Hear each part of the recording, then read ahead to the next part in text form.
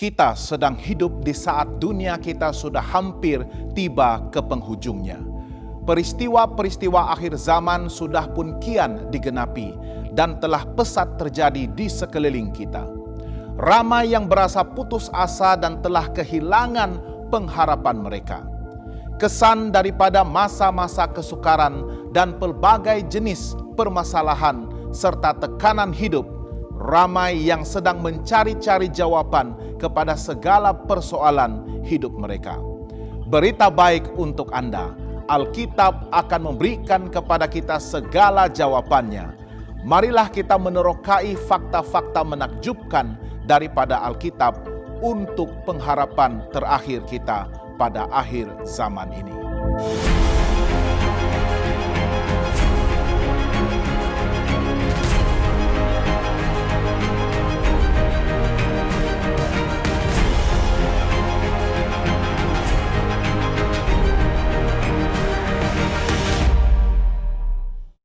Sahabat yang dikasihi, pada zaman yang penuh kemerosotan moral seperti sekarang, di mana kejahatan kelihatan begitu pesat terjadi di sekeliling kita, di mana para pemimpin agama dan pembimbing rohani yang kita percayai juga ternyata telah memesongkan segala fakta kebenaran, di mana pembohongan sepertinya sudah menjadi satu kebiasaan di pentas-pentas politik, di mana orang-orang yang paling kita percayai sudah seringkali menyakiti hati kita, melebihi daripada orang lain. Apakah masih ada yang dapat kita percayai? Apakah masih ada Tuhan yang dapat kita harapkan? Jawabannya, iya, masih ada. Kita masih dapat mempercayai Alkitab 100%, Alkitab Perjanjian Lama dan Perjanjian Baru. Kenapa? Mari kita pelajari bersama-sama fakta menakjubkan daripada Alkitab itu sendiri. Mari kita mulakan sesi pembelajaran dan penerokaan kita dengan doa. Tuhan Bapa kami di surga, saat ini Tuhan kami menghadap hadirat Tuhan untuk memohon tuntunan Roh Kudus Tuhan. Sewaktu kami akan membuka firman Tuhan dan akan menemukan fakta-fakta yang menakjubkan daripada firman Tuhan ini. Kami mohon agar kami akan direndahkan dan Tuhan Yesus akan ditinggikan dan kami akan menerima dan seterusnya menghidupkan kebenaran Tuhan itu di dalam kehidupan kami. Tuntun kami dengan Roh Kudus Tuhan, kami doakan dalam nama Yesus Tuhan dan Juru Selamat kami. Amin. Apakah yang dinyatakan Alkitab tentang dirinya sendiri? Alkitab menyatakan kepada kita di dalam 2 Timotius 3 ayat 16 bahwa segala tulisan yang diilhamkan Allah memang bermanfaat untuk mengajar, untuk menyatakan kesalahan, untuk memperbaiki kelakuan, dan untuk mendidik orang di dalam kebenaran. Alkitab menyatakan dirinya sendiri sebagai tulisan yang diilhamkan oleh Tuhan. Ianya dituliskan oleh orang-orang yang telah dituntun oleh Roh Kudus Tuhan. Alkitab sehingga ke hari ini tidak dapat dibatalkan maupun dihancurkan ataupun dapat dibuktikan salah.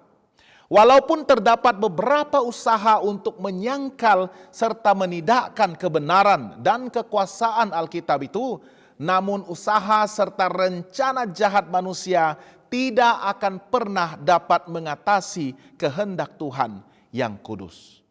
Usaha-usaha untuk memusnahkan dan membinasakan Alkitab sepanjang sejarah tampaknya tidak membuahkan hasil. Bahkan lebih ramai yang semakin meyakini Alkitab sebagai firman Tuhan yang benar. Dan malahan Alkitab itu sendiri telah diangkat dan dijunjung sebagai kuasa dan penuntun tertinggi di dalam kehidupan umat percaya. Segala fakta di dalam Alkitab jelas sekali tepat seperti yang Tuhan firmankan. Dan segala nubuatan yang telah disampaikan kepada para nabi dan rasul sejak ribuan tahun yang lampau telah pun digenapi dengan begitu tepat. 2 Petrus 1:21 mengatakan, sebab tidak pernah nubuat dihasilkan oleh kehendak manusia, tetapi oleh dorongan Roh Kudus orang-orang berbicara atas nama Tuhan. Walaupun Alkitab itu dituliskan oleh orang-orang kudus pilihan Tuhan. Tetapi kita percaya bahwa Roh Kuduslah yang merupakan pengilham dan penulis sebenar firman Tuhan ini. Penulis-penulis Alkitab yang telah dipilih Tuhan ini hanya bertindak sebagai perkakas dan wakil yang digunakan oleh Tuhan untuk menyatakan kehendak kudusnya kepada umatnya. Bagaimanakah Yesus menunjukkan keyakinannya terhadap Alkitab? Sebagai orang Kristen, kita harus meneladani keyakinan Yesus sendiri terhadap Alkitab. Yesus sendiri telah menjunjung kekuasaan Alkitab itu sepanjang pelayanannya sebagai Mesias dan Juru Selamat yang telah diutuskan oleh Tuhan. Sewaktu berhadapan dengan ujian imannya di padang gurun, dia telah menewaskan godaan dan serangan daripada iblis dengan menggunakan firman Tuhan sebagai rujukan dan senjata utamanya. Yesus berkata dalam Matius 4 ayat 4, 7 dan 10, ada tertulis manusia hidup bukan dari roti sahaja, tetapi dari setiap firman yang keluar dari mulut Allah. Ada pula tertulis, janganlah engkau mencobai Tuhan Allahmu, dan enyahlah iblis, sebab ada tertulis engkau harus menyembah Tuhan Allahmu, dan hanya kepada Dia sahajalah engkau berbakti. Yesus juga menyatakan bahwa Alkitab itu adalah kebenaran. Dalam Yohanes 17 ayat 17 dia mengatakan, kuduskanlah mereka dalam kebenaran. Firman-Mu itu adalah kebenaran. Yesus bahkan seringkali mengutip tulisan-tulisan Alkitab sebagai sumber kewibawaan bagi ajaran-ajarannya. Ini dengan jelas menandakan bahwa dia begitu meyakini kebenaran Alkitab dan dia menjunjung tinggi ajarannya sebagai firman Allah yang kudus dan firman Allah yang berkuasa untuk mengubah kehidupan manusia. Kebenaran dan kemurnian Alkitab itu haruslah dituruti dan dipelihara pada sepanjang masa. Apakah nubuatan-nubuatan Alkitab mengukuhkan kenyataan bahwa Alkitab itu diilhami sendiri oleh Tuhan? Nubuatan Alkitab mengenai hal-hal yang akan terjadi di masa hadapan telah mengukuhkan fakta bahwa Alkitab memang berasal daripada Tuhan. Jika kita menyelidiki dan mempelajari nubuatan-nubuatan tersebut dengan lebih mendalam, maka kita akan mengetahui bahwa nubuatan tersebut ternyata benar-benar terjadi tepat seperti yang telah disampaikan melalui perantaraan para nabi dan penulis-penulis Alkitab. Biarpun harus melalui jangka waktu yang begitu lama. Di dalam Yesaya 42 ayat 8 dan 9 Alkitab menyatakan, aku ini Tuhan, itulah namaku, aku tidak akan memberikan kemuliaanku kepada yang lain ataupun kemasyuranku kepada patung. Nubuat-nubuat yang dahulu sekarang sudah menjadi kenyataan.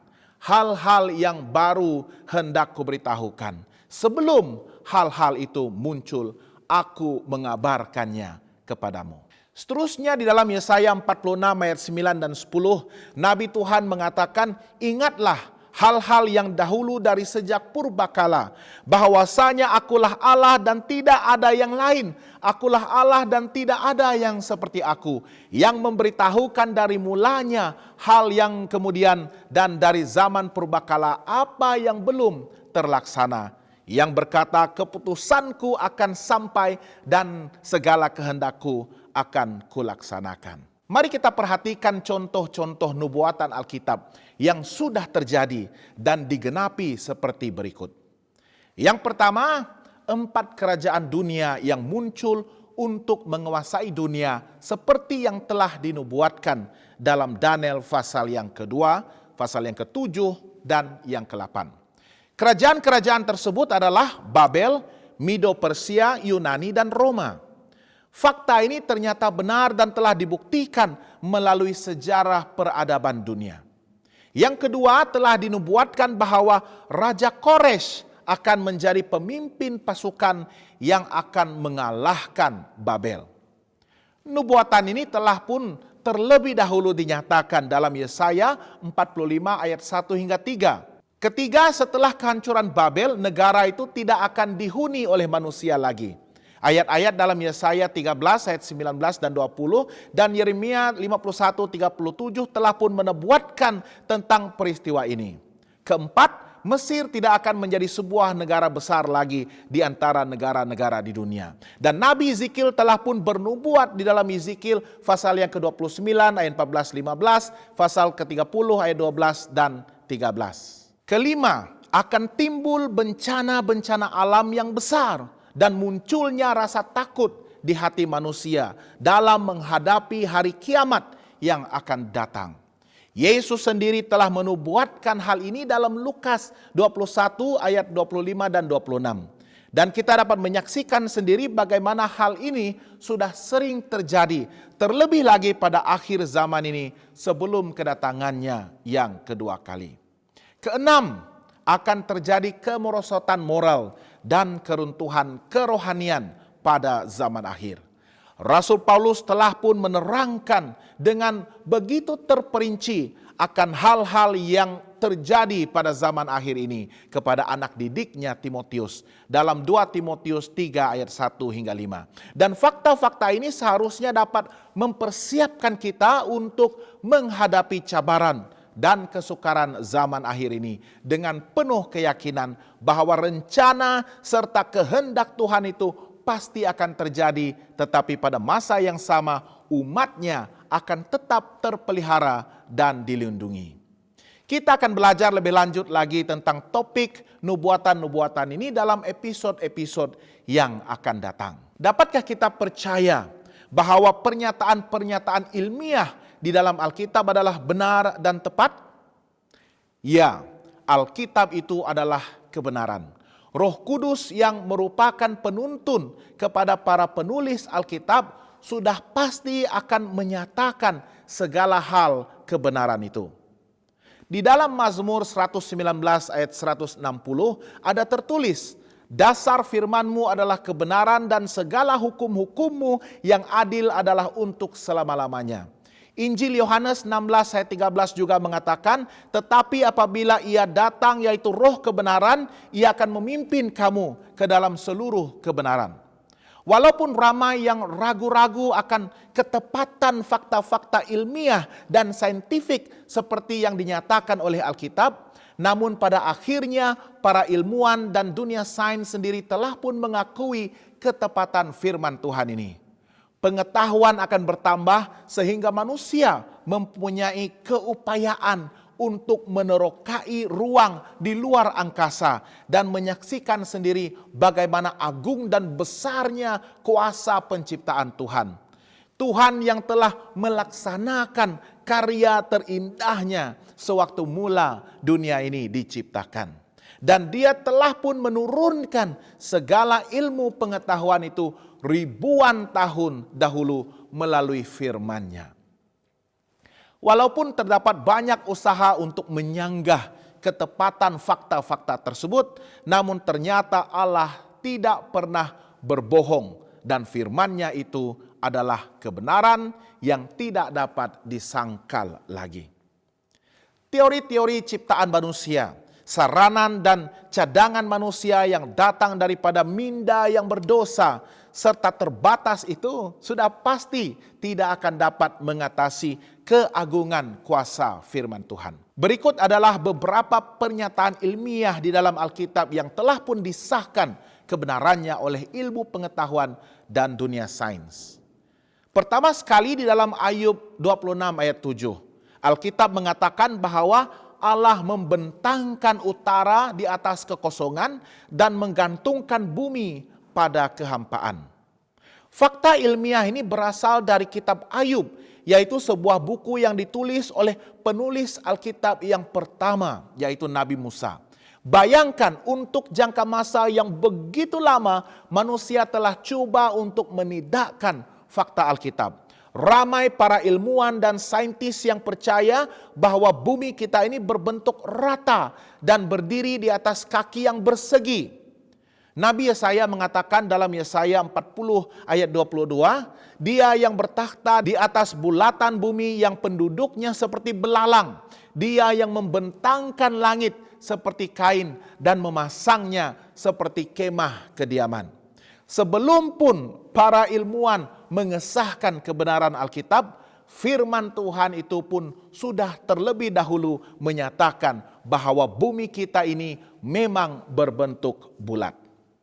Walaupun sejak abad berabad coba disanggah oleh keterbatasan pengetahuan manusia. Yang kedua, dalam Kolose 1 ayat 17, firman Tuhan mengatakan ia ada terlebih dahulu dari segala sesuatu dan segala sesuatu ada di dalam Dia.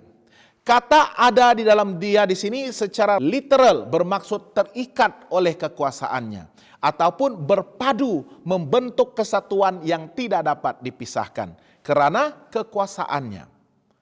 Banyak terjemahan Alkitab yang menuliskan sebagai terikat bersama-sama. Dan ini merupakan jawaban bagi pertanyaan yang membingungkan para ahli fisik nuklir mengenai atom. Pertanyaan yang paling membingungkan mengenai atom bukanlah mengenai kekuatannya yang begitu dahsyat itu.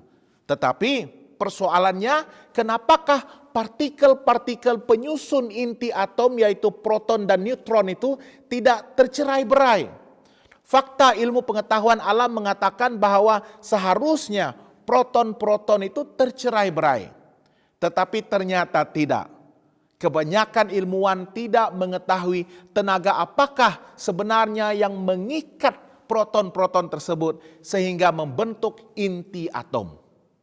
Alkitab telah menyatakan bahwa tenaga itu adalah tenaga daripada Sang Pencipta, yaitu firman Tuhan sendiri. Sahabat yang dikasihi, banyak lagi fakta-fakta yang begitu menakjubkan yang akan dapat kita temukan di dalam firman Tuhan yang begitu luar biasa ini. Saya ingin mengundang sahabat semua untuk teruskan bersama-sama dalam episode-episode yang akan datang. Saya percaya Alkitab inilah yang akan dapat memberikan kepada kita segala jawaban mengenai semua persoalan hidup yang kita sedang hadapi. Sesungguhnya Alkitab inilah satu-satunya pengharapan terakhir yang boleh kita percayai bagi mempersiapkan diri untuk menghadapi segala tentangan serta kesukaran di akhir zaman ini. Mari kita akhiri dengan doa. Mari kita berdoa. Tuhan Bapa di surga, kami sangat bersyukur karena firman Tuhan telah mengajar kami akan kebenaran-kebenaran fakta-fakta yang begitu menakjubkan. Tolong kami untuk terus bersandar dan mempercayai Alkitab, firman Tuhan ini, untuk meneguhkan kekuatan iman kami, untuk menuntun perjalanan hidup kami, agar kami akan dapat mengakhiri perjalanan kami menuju destinasi yang Engkau telah tetapkan di kerajaan surga. Inilah pengharapan besar kami di tengah-tengah ancaman dan pelbagai tekanan yang kami sedang hadapi di dunia yang berdosa ini. Berkatilah semua kami Tuhan, berkatilah sahabat-sahabat saya yang sedang belajar bersama-sama dengan saya. Kami serahkan kekhawatiran kami kepada Tuhan dan doa ini hanya dipersembahkan dalam nama Yesus Kristus, Tuhan dan Juru Selamat kami. Amin. Sekiranya sahabat semua mempunyai sebarang pertanyaan, doa permohonan ataupun ingin mengetahui dengan lebih lanjut tentang fakta-fakta Alkitab ini, bolehlah menulis kepada kami melalui alamat email prayer@hopetv.asia. Saya juga ingin mengundang sahabat semua untuk menyaksikan program-program kerohanian, kesehatan, kekeluargaan, pendidikan, dan banyak lagi melalui saluran TV kami di hopetv.asia ataupun melayari laman Facebook di Hope Channel Asia Tenggara. Semoga Tuhan memberkati dan semoga kita bertemu lagi.